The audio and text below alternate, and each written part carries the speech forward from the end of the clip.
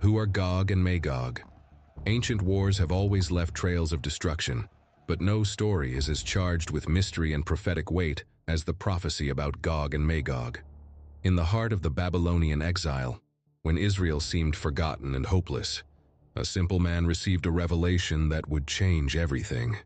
He lived among spiritual ruins and foreign walls, breathing the heavy air of defeat, when the presence of the Lord broke in without warning, tearing through normality like an unexpected thunderclap in the desert. There was no prior warning, no signs that could prepare him, only the sudden invasion of divine glory into an ordinary life. The light did not come like the sun rising slowly. It exploded around him, pierced his soul, and before he could react, his knees touched the ground. Then he heard the voice no human ear can resist, a voice that did not echo in the air, but inside the spirit, burning away every fear and revealing a power that rules kingdoms and topples empires. Son of man, set your face against Gog, of the land of Magog, the chief prince of Meshech and Tubal, and prophesy against him. Thus says the Lord God, Behold, I am against you, O Gog. Words recorded in the book of the prophet Ezekiel, chapter 38, verse 2. In that moment, names previously unknown were branded into him like hot iron. Gog and Magog were not just distant regions or obscure characters. They were symbols of a power that would rise against God, believing itself invincible, and would be struck down by the Creator before the nations. The prophet had not asked for this vision, nor imagined he could bear such a weight, but he understood he had been chosen to witness what was to come. The message was not merely about politics or war. It was about divine sovereignty, about how human pride builds itself up only to fall. While he still trembled before the revelation, he realized that God does not merely watch history, He directs it. Even when men believe they are in control, it is the Lord who guides every step. The prophecy spoke of military alliances, colossal weapons, strategies that seemed brilliant, but that would be used for a greater purpose, to reveal to the world that no power can stand against the Most High. I will put hooks in your jaws and bring you out with your whole army, declared God, as if to say that even the ambition of kings serves his plan. The exile understood that his calling was not simple. He was to announce that the pride of nations would be hooked and led to judgment like a fish lured by bait. This vision defied human logic. How could a dispersed, humiliated, and captive people become the stage for the greatest confrontation between God and the armies of the world? But the voice that spoke left no room for doubt. The Lord, who shapes empires and topples thrones, was still present, even when Israel seemed forgotten. The weight of the revelation became almost unbearable. He knew that no ordinary man should see what had been shown to him. The images were too vivid, too real. Frozen lands in the north, tribes forging weapons day and night, mighty kings on. The wars that shaped ancient empires have always left trails of blood and fleeting glory, but no prophecy is as steeped in mystery and spiritual weight as the one about Gog and Magog. When Israel seemed forgotten in the midst of the Babylonian exile, powerless and hopeless, an ordinary man was torn from routine by an experience that would change his life and the future history of nations.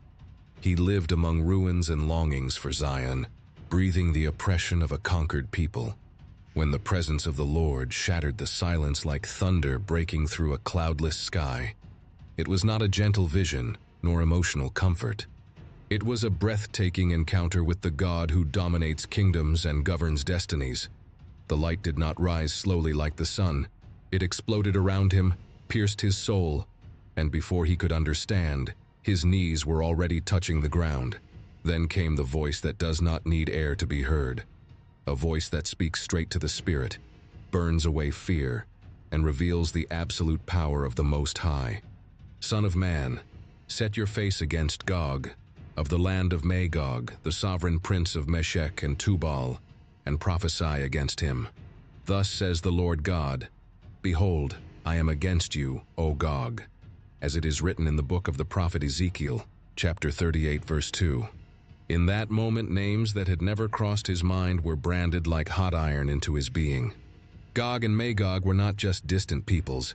They symbolized a future coalition of human power, unrestrained pride, and military ambition that would dare to challenge the Creator. The calling was overwhelming. God was inviting him to witness the unfolding of a cosmic plot where divine sovereignty would be revealed before the entire world. He, an ordinary exile, was now chosen as a prophet to announce a future where kings would trust in their own strength, only to be led to judgment. It was impossible not to feel fear. The man who lived among the deportees of Babylon now saw far beyond the empire's walls. He could see from God's perspective the invisible thread that moves history. He understood that the Most High does not just observe human plans, he manipulates them when he chooses. Political alliances, weapons forged in secret, armies trained to conquer, none of it is outside divine control. "I will put hooks in your jaws and bring you out with your whole army," says the Lord in Ezekiel chapter 38 verse 4, as if revealing that even the arrogance of the powerful is used to fulfill his eternal purposes. The experience made it clear that what was coming was not just another war among men. It was a cosmic demonstration of who rules the universe. The prophet realized that human history is not a series of random events. It has direction, even when it seems chaotic. God allows pride to grow so he can later expose its fragility before everyone. This realization shatters the illusion of control that emperors and generals believe they hold, and brings hope to the oppressed who think they have been abandoned. The weight of the calling was almost unbearable.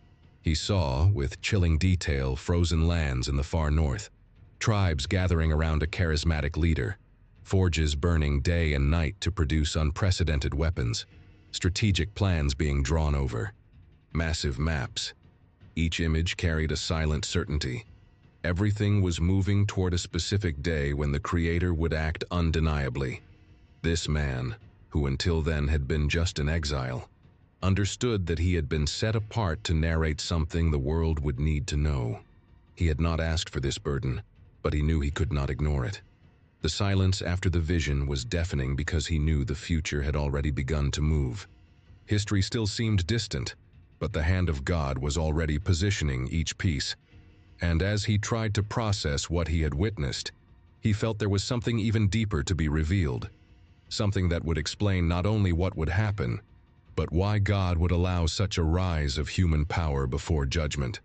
The vision did not end with the impact of the first revelation. Days later, while the prophet was still trying to comprehend the weight of what had been shown to him, a new spiritual experience completely overtook him. There were no sounds around, only a silence that seemed alive, and suddenly he found himself before a simple yet profoundly disturbing scene. The hand of the Lord held a gigantic hook, glowing like incandescent metal, descending into invisible waters. At its tip was an irresistible bait, not made of food but of pride, ambition, and the promise of unlimited power. In the darkness of those symbolic waters, a force was approaching. The prophet immediately recognized what was happening. GOG was the fish, a leader driven by his own arrogance, believing he was building an invincible empire, yet in reality being led to the exact point where he would face judgment. Then the divine voice broke the silence once more, now clear and direct. "I will put hooks in your jaws and bring you out with your whole army, horses and horsemen, all of them clothed in full armor." Ezekiel chapter 38 verse 4. It was in that moment that the exile understood something that would forever transform his perception of human power and God's actions.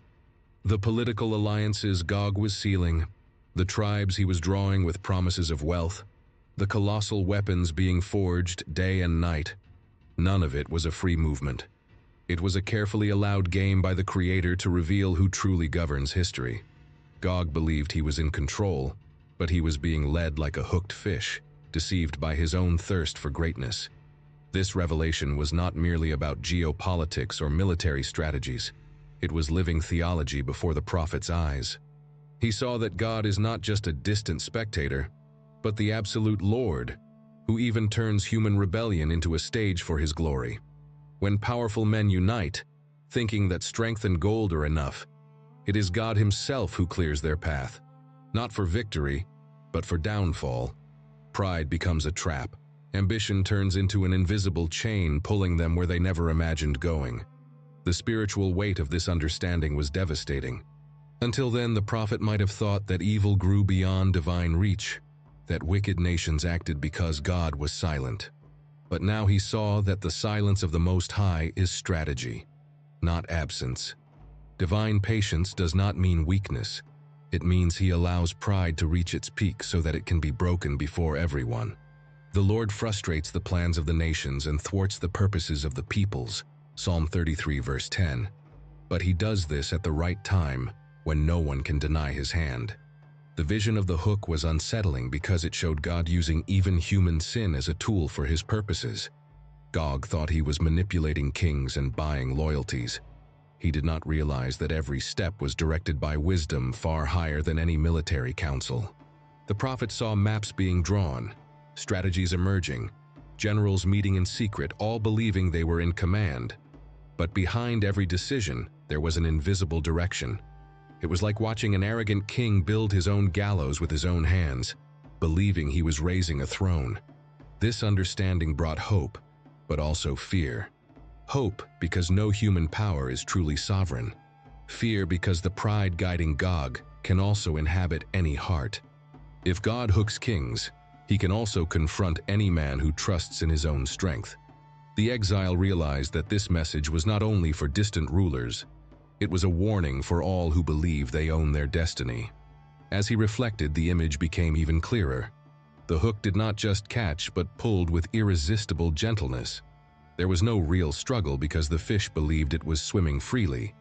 GOG thought each military victory was the result of his genius, each alliance the fruit of his diplomacy, each conquest proof of his invincibility. But each move drew him deeper into the divine plan, to the exact place where he would be humiliated before the nations.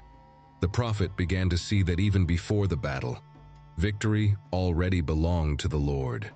Evil might seem triumphant, but it walks into its own trap. This is the essence of divine judgment, letting arrogance ripen until there is no excuse when it is broken. That is why the Bible declares that God opposes the proud, but gives grace to the humble. James chapter 4 verse 6. GOG did not know it, but every step he took was another link in the invisible chain dragging him towards certain defeat. The message was so powerful that it forever changed the way the prophet looked at the world. Empires that seemed unshakable, alliances that seemed indestructible, armies that considered themselves invincible, all could simply be fish biting the hook of the God who controls history. This awareness brought peace amid exile and courage to announce what was coming, even before kings who mocked the God of Israel. Still, the revelation did not stop there. The Lord showed that the line between the pride of a king and the pride of a people is thin. GOG was only the face of something much greater, collective human arrogance, the belief that man can rule without bowing to the Creator. This sin is not limited to a leader of the North. It inhabits every society that forgets who sustains the universe. As the vision faded, the prophet felt the scene widen before his eyes. He had already understood that GOG was being led like a fish to the divine hook. Now he began to see something more. How that arrogance growing in the north would give rise to an army so powerful and terrifying that the entire world would believe Israel was about to be wiped off the map. And yet, that same army was walking step by step to become a living testimony of God's sovereignty before all nations. The previous visions had already shown that GOG's pride would be hooked by the invisible hand of God. But now, the prophet began to see this plan unfold within human history. As if watching a giant board being set up, he saw frozen lands in the far north, where isolated tribes struggled to survive cold and scarcity, slowly being united by an irresistible force. It was not a simple cultural or commercial union, but a summons marked by ambition, wealth, and the promise of absolute power. A man rose among them, imposing, charismatic, a strategist, and his name was GOG, Prince of MAGOG. Caravans appeared like endless rivers crossing frozen plains. Harsh men, warriors hardened by life's brutality, marched in response to the call of a leader who offered them glory and dominion. Each step was taken with confidence, Each gaze carried the belief that nothing could stop them. The prophet watched as once rival kingdoms became allies, driven by the greed to share in a future empire. This process seemed purely human, born of diplomacy and military strength, but he knew that behind every silent agreement was the hand of God guiding history. The forges work without rest. Night and day the fire burns high, spitting sparks as men shape weapons that had never existed before. Shields so large they reflect the sun like mirrors. War chariots reinforced with rare metals. Armor that seems to turn simple soldiers into steel colossi. The sound of hammers echoes like a heart beating in the darkness, a sign that something gigantic is taking shape. This is not just ordinary weaponry. It is a frenzied race for supremacy, an arsenal meant to dominate and intimidate the entire world. The prophet sees maps being drawn on tables covered with hides and scrolls. Generals calculate routes, evaluate passes, plan sieges. Nothing is improvised. Every detail is studied with surgical precision. Every move is designed to guarantee total victory. Israel appears on these maps as the ultimate goal, the desired territory, the coveted target. The heart of GOG beats with an ancient desire to conquer what belongs to God and prove that human strength can subjugate the land he chose. At this point, the vision takes on darker contours. The prophet realizes that this is not just about a future war. It is a portrait of human nature when it turns away from God. Pride, greed, and self-sufficiency feed alliances that ignore justice and truth. GOG is only the visible face of a greater rebellion spreading like a contagion among nations. Prepare yourself and be ready, you and all the multitude that has gathered to you. Echoes the voice of God recorded in Ezekiel chapter 38 verse 7, not as encouragement, but as an announcement that he allows this preparation to reveal his glory at the right moment. As the northern tribes unite, emissaries arrive from distant lands. Eastern kings send gold and soldiers. Western leaders offer technology and resources. It is a global coalition growing silently but with relentless strength. Every nation involved believes it is investing in a certain victory, but in reality, it is enlisting in the greatest judgment the world has ever seen. The prophet feels the moral tension of this scene. Men sell their convictions for promises of power. Entire kingdoms sacrifice values in exchange for fleeting conquests. The arrogance of GOG reaches almost divine levels. He sees himself as Lord of War, destined to rewrite the world map. His voice inspires fear and obedience. His eyes shine with ambition that seems without limits. Soldiers march under newly created banners. Songs of victory echo before any battle has even begun. For them, defeat does not exist. It is the height of human confidence without God, an empire built on the illusion of invincibility. The prophet feels the spiritual weight of this moment. There are no visible signs of divine intervention yet. Everything seems to favor GOG, and it is precisely here that the danger lies. God's silence feeds the illusion of autonomy, but the one who has seen the hook knows that this advance is not freedom, it is leading. The leader who thinks he is the hunter is, in truth, the prey. The prophet sees how each apparent victory, each military conquest, each strengthened alliance is just another link in the chain that will drag all this power to the exact place where it will be broken. The images intensify. Columns of soldiers advancing like swarms across vast plains, entire cities emptying as young warriors march north, driven by dreams of wealth and glory. Workshops produce war machines never seen before, weapons capable of launching fire over impossible distances, vehicles reinforced to withstand any attack, armor that makes men nearly impenetrable. To the outside eye, this army seems invincible. The prophet, however, knows that human invincibility is fragile when confronted by the Creator. It is impossible not to feel the clash between appearance and reality. GOG's coalition rises as the greatest military power in history, but in God's eyes, it is merely a parade marching toward its own judgment. Arrogance does not realize it is galloping toward its fall. The prophet, filled with a mixture of fear and compassion, watches in silence. He understands that every hammer strike in the forges, every alliance sealed in secret, every soldier recruited is just another step toward the day when the Lord will show the world that no force can stand against him. As the vision stretches on, the prophet senses that something greater is approaching. The stage is complete, a leader unbeatable in human eyes, an unprecedented army, a global coalition driven by the thirst for conquest. Everything seems prepared for a crushing victory against Israel. But he knows, because he saw the hand that holds the hook, that this path does not lead to Gog's glory, but to the stage of divine judgment. God's silence is not abandonment, it is strategy. The storm has not yet begun, but the air already carries the tension of something unstoppable about to break forth. The scenario built over the years seemed definitive.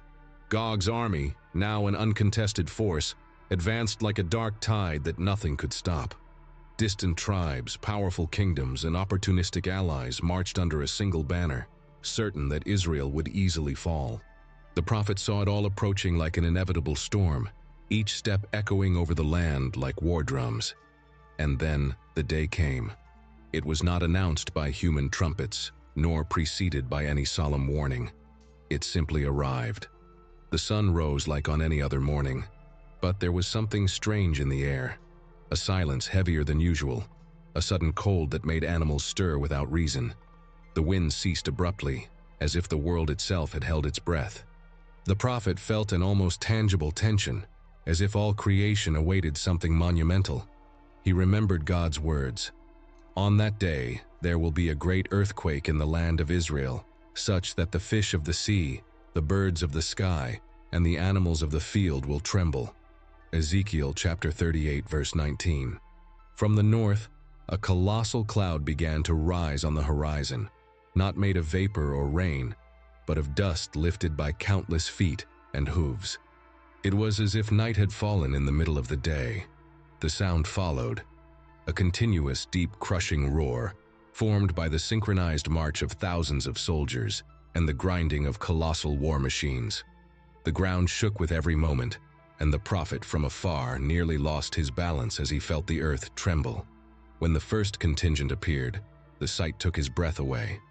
Men clad in steel, chariots reinforced with gleaming metal, banners fluttering with symbols declaring victory before the battle even began.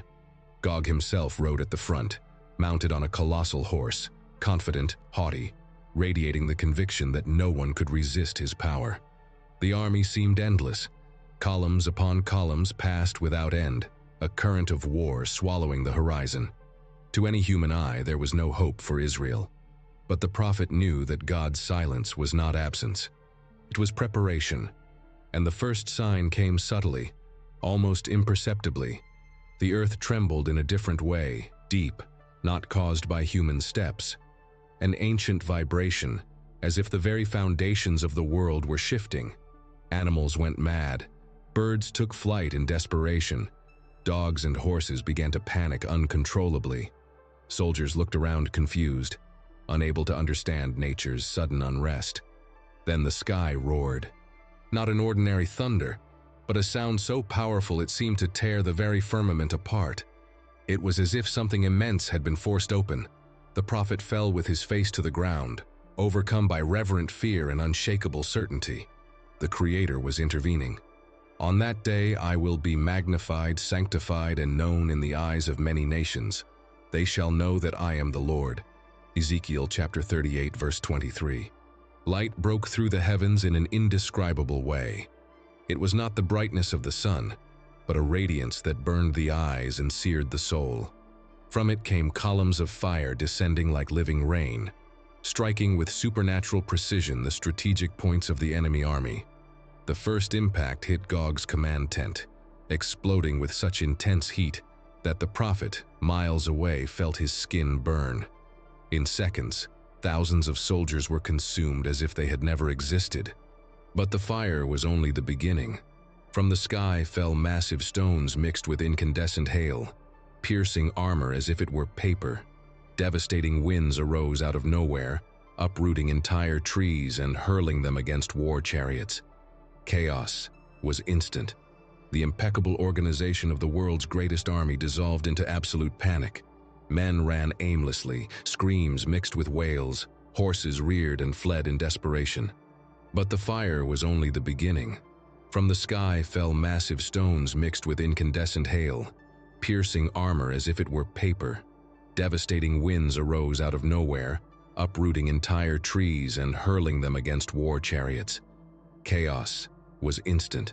The impeccable organization of the world's greatest army dissolved into absolute panic. Men ran aimlessly, screams mixed with wails, horses reared and fled in desperation. Then something even more terrifying happened. Confusion among the soldiers themselves. Without apparent reason, allies began fighting each other. Swords meant to defend comrades now cut familiar throats. Generals tried to stop the madness, but were swallowed by chaos. The prophecy was fulfilled before the prophet's eyes. I will summon a sword against him on all my mountains. Every man's sword will be against his brother. Ezekiel chapter 38 verse 21.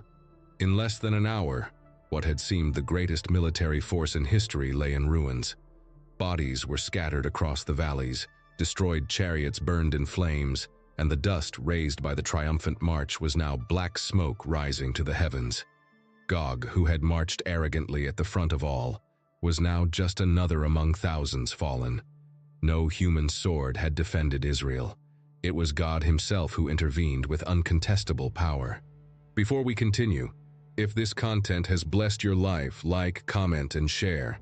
Subscribe to the channel, and if you want to bless the channel, click on the Super Thanks button and leave an offering of any amount or become a member so we can continue investing in research and improvements to bless your life even more. Continuing, the prophet, hidden on a high point, watched everything with a mixture of awe and fear. It was impossible not to feel the greatness of a God who topples empires without needing human armies. The entire world would witness this scene and understand that no earthly power can resist the creator of the universe. The silence that followed the divine storm was not ordinary peace. It was a heavy silence, full of reverence, as if the very earth acknowledged who reigns over it. But as he looked at the devastated field, the prophet realized this was only the beginning of something even greater. The destruction of GOG was not the end of the story, but the start of a new time that would change entire nations and redefine humanity's relationship with God. The earth was in shock, the heavens had spoken, but the lesson to come would reach the world in a way he was yet to understand. When the dust of battle settled, what remained before human eyes was an unforgettable scene. Where once there had been green valleys and caravan routes, there was now a burned field, covered with ashes and the remains of what had once been the greatest army on earth. The smell of sulfur and death hung in the air, heavy, almost suffocating.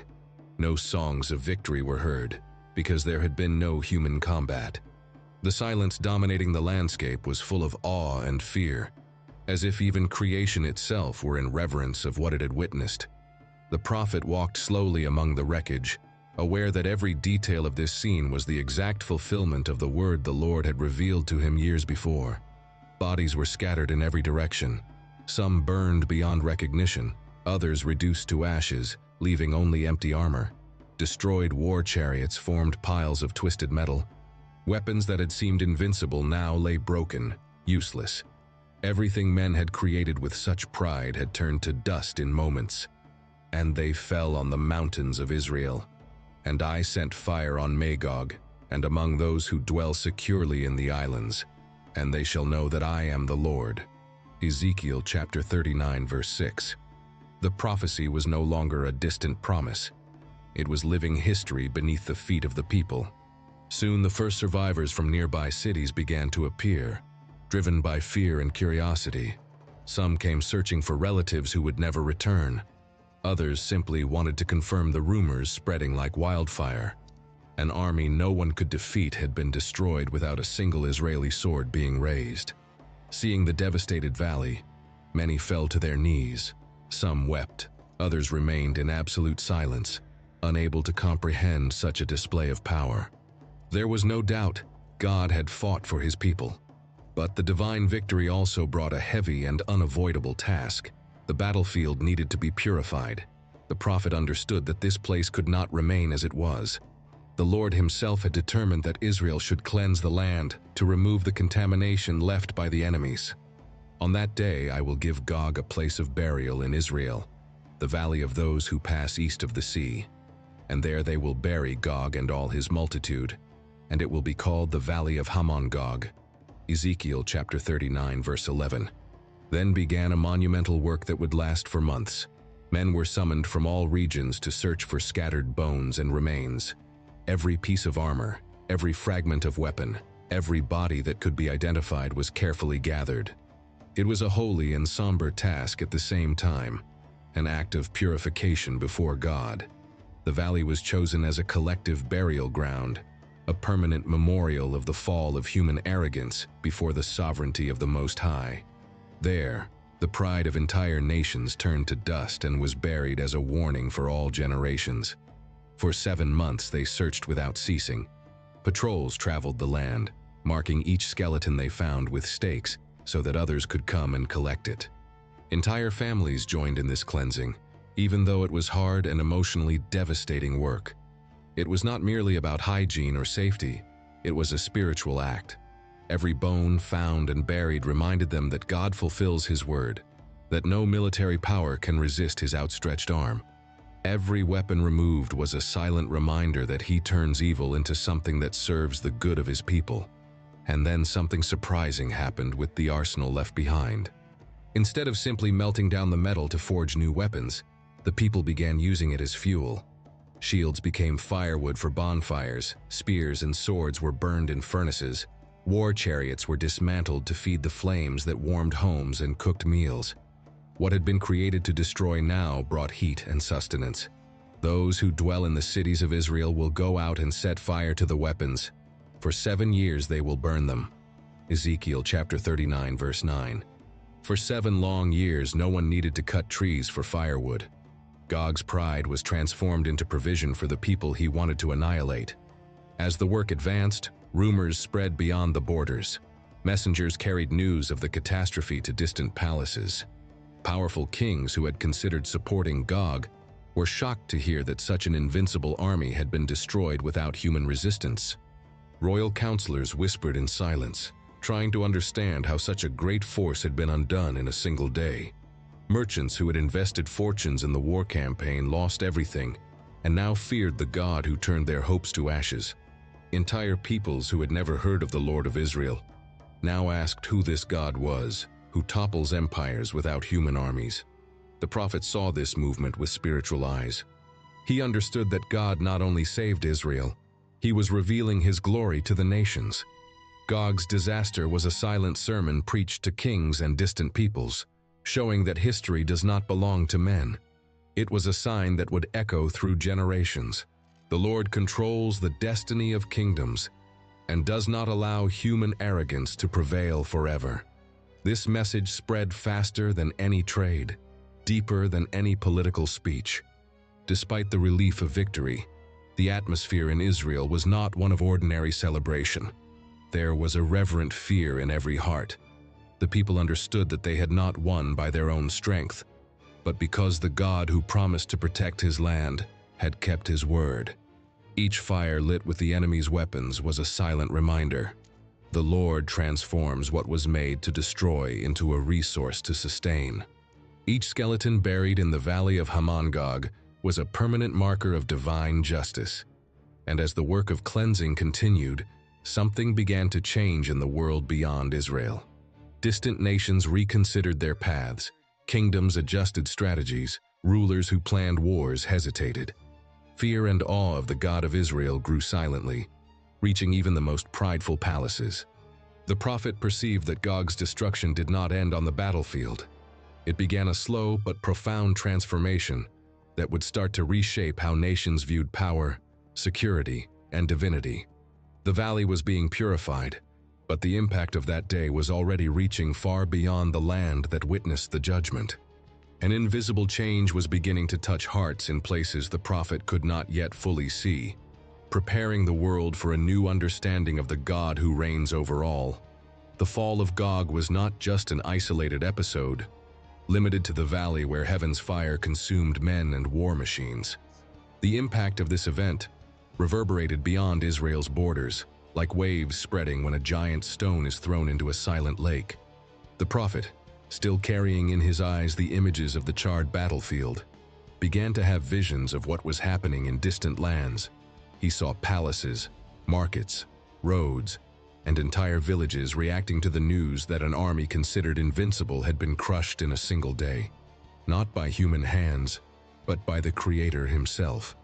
In the golden corridors of palaces, kings who once conspired against Israel now trembled like ordinary men. Counselors whispered in their ears, bringing reports that seemed impossible to believe. War chariots reduced to ashes, mighty soldiers consumed in an instant, generals falling amidst the confusion of their own allies. Some monarchs tried to deny it, saying it was exaggeration from messengers, but others received confirmations from different sources, all describing the same scene of divine terror. A pharaoh, seated on a throne covered in gold, trembled upon hearing that no army could resist the God of Israel. For the first time, he recognized that there was a power far greater than his own. In commercial cities, merchants who had invested fortunes supplying weapons, horses, and provisions for GOG wept in despair. What they expected as profit turned into ruin. They lost not only money, but faith in their own calculations. They realized that the world is not sustained only by the logic of business, but by the judgment of a God who can, in an instant, turn wealth to dust. In their markets and fairs, the voice of the people no longer spoke about prices or goods, but about the God who topples empires with wind, fire, and hail. The reaction among common people was even deeper. The prophet saw a farmer in his field who, upon hearing the news of his brother's deaths after marching with GOG, dropped his hoe and knelt on the soft earth. His tears were not only of mourning, but of painful recognition. His brothers died because they followed a man who dared to defy the Creator. For the first time in his life, he lifted his eyes to heaven and asked about eternity, about justice, about who really governs human destiny. The prophet also saw a woman in a port city, used to welcoming foreign soldiers seeking pleasure before war. She clearly remembered men who promised to return rich and never came back. When she heard that all were dead, something changed in her soul. For the first time, she questioned if there was a God who saw her, who loved her despite her choices, who called her to a different life. The destruction of GOG not only ruined empires but awakened individual consciences, pulling men and women out of their spiritual indifference. In another vision, the prophet beheld a young soldier who had deserted GOG's army shortly before the invasion. Something in his heart had warned him, perhaps childhood memories of hearing stories about the God of Israel. He fled to the mountains and survived. Now he returned to his village as the only survivor among thousands of comrades. People looked at him like a ghost, unable to understand how he escaped. But he knew. It was not chance, it was divine preservation. For the rest of his life, he would testify to everyone that the Lord is real, that his hand reaches even in the midst of judgment. The visions did not stop. The prophet saw generals from distant kingdoms who had almost sent troops to support GOG now trembling in secret. Their hesitation to join the war had saved their lives. They understood that God's hand had kept them from sharing the same fate. In their private chambers, they murmured words filled with awe. Who is this God who destroys armies without lifting a human sword? Questions once ignored now burned in their hearts. Even thieves and opportunists felt the weight of judgment. A man who had stolen money from families who lost sons to GOG's army could no longer bear the guilt when he realized he had exploited widows and orphans. He returned everything he had taken, trying to find peace for his soul. It was as if GOG's death had set a mirror before humanity, showing everyone not only the failure of human power, but the moral fragility within every heart. The effect spread like an invisible current. Entire nations changed their plans. Armies ready to invade neighbors were disbanded. War councils were dissolved. The fear of the God of Israel became stronger than any sword. It was as if the entire world had heard a sermon without words, a message written in fire and hail declaring, "The Lord reigns, and before him all arrogance falls." The prophet now understood that GOG's destruction was not just deliverance for Israel, but a teaching for humanity. The Lord had shown everyone that there is no king strong enough, no nation rich enough, no army powerful enough to challenge his rule. This domino effect spread to the four corners of the earth. reaching from kings in palaces to simple workers in the fields.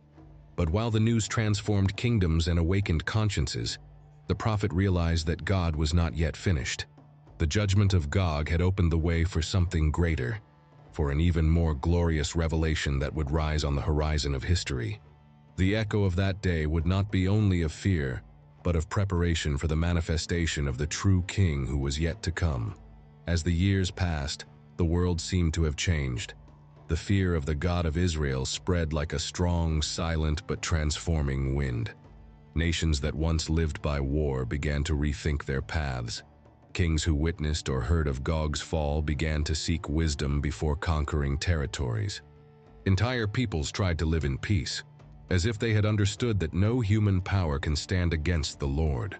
Israel, too, experienced a time of tranquility, unlike anything it had known. Children played where once there had been corpses and burned war chariots. The air felt lighter, the borders seemed safe, and many believed that a new era had arrived. It was in this environment that the prophet received his last great vision. He was already an old man, marked by decades of memories few could bear to carry. The light that had once surrounded him in exile came back just as intensely, but now bringing a solemn peace mixed with reverence.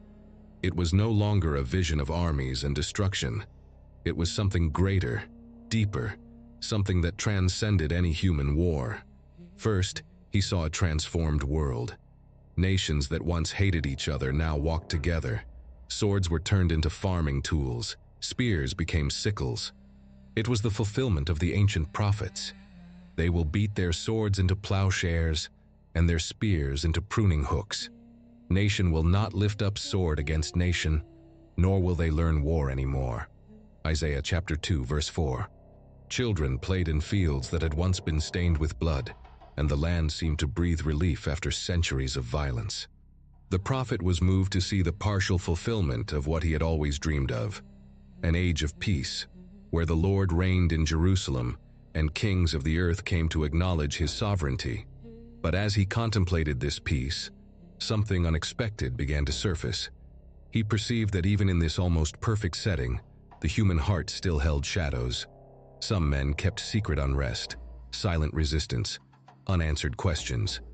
It was as if, even amid daily miracles and true justice, there remained within man a stubborn desire to be his own God. This revelation was more frightening to the prophet than any army he had ever seen. He understood that rebellion does not die merely with displays of power. It remains latent, waiting for the moment to resurface. Then God showed him something even greater than the fall of GOG. The vision changed tone. The sky, which had once held the gentle light of peace, began to open again, but now in a different way. There was no fire of judgment falling on enemies. There was an indescribable light, so intense that all previous images seemed dark in comparison. From within this light came a majestic figure, mounted on a white horse. His eyes were like flames of fire, and on his thigh was written a name no one dared ignore: King of Kings and Lord of Lords. Behind him came heavenly armies, also mounted on white horses, radiant and prepared not for an ordinary war, but to reign. It was the fulfillment of what Revelation describes. And I saw heaven opened, and behold, a white horse, and he who sat on it is called Faithful and True, and in righteousness he judges and makes war. And on his robe and on his thigh he has a name written, King of Kings and Lord of Lords. Revelation chapter 19, verses 11 and 16. The scene was of a grandeur impossible to contain in words. The prophet understood that if GOG and his army had been impressive in human eyes, the one who now appeared did not need fire, earthquakes, or confusion to win. His mere presence dissolved all opposition like smoke before the sun. Kings of the earth ran to caves trying to hide. The mighty cried out to the mountains to fall on them. But there was no possible refuge. The true sovereign had arrived. He saw the king ride to the very valley where GOG had been destroyed, now cleansed and silent. There, where human arrogance died, the Messiah established his throne. From his mouth came a sharp sword, symbol of absolute authority, able to judge nations with a single decree. And he will rule them with a rod of iron. Revelation chapter 19, verse 15. It was the closing of the era when men believed they could govern without God. It was not a battle, it was a coronation. The prophet understood that all the rise and fall of GOG had not been just an isolated act of judgment, but preparation for this moment. The Lord allowed human pride to reach its peak to show that no power can resist the king who is to come. The destruction of GOG was a prologue, a clear warning, but also an opportunity for the nations to recognize who truly reigns. Now, in the final vision, he saw the complete fulfillment. Every tongue confessing, every knee bowing, all peoples understanding that the dominion belongs eternally to the Lamb and to the Lord of hosts. It was impossible not to feel both fear and hope at the same time. Fear, because all human pride will be broken before this king. Hope, because he comes to establish ultimate justice, restore what was lost, and bring a peace no man could ever achieve. The prophet, now old and weary, knew that his mission was coming to an end. He carried on his back the memory of destroyed armies, and in his soul the certainty of an eternal kingdom drawing near. As the vision faded, he did not hear a farewell, nor a triumphant closing. He felt only the silent and absolute presence of the God who guides all of history. The image of the white horse and the victorious king remained engraved in his heart as an eternal seal. He knew that the time of men ends when the one who is faithful and true decides to manifest his reign. And he understood that the calling he had received in his youth, when he first heard of GOG and MAGOG, was, in fact, an invitation to witness the last great lesson. No human throne stands before the Lord of history, and no rebellious heart escapes the day when the true king will come to take what has always been his. See you next time.